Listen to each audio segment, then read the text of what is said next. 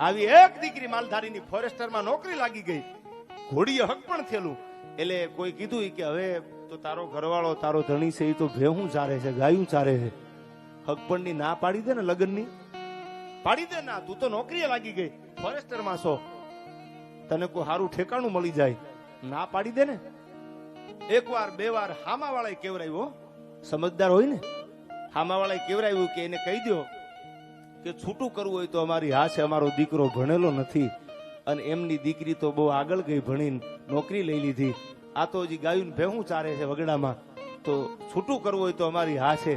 એ સમાચાર ધીરે ધીરે ધીરે ધીરે જે નોકરી કરતી ને માલધારીની દીકરી એની આગળ આવ્યા. સાંભળજો આ વાત, એની આગળ આવ્યા અને કીધું કે એ સામેથી કે છે છૂટું કરવાનું જો તમારે કરવું હોય તો.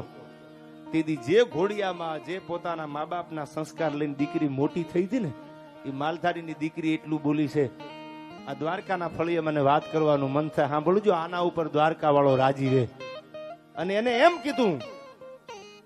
કે વાત સાચી છે તમારી, કે કદાચ એવું કેતા હશે છૂટું કરી દેવું કે અમે ગરીબ છીએ કે અમે અભણ છીએ,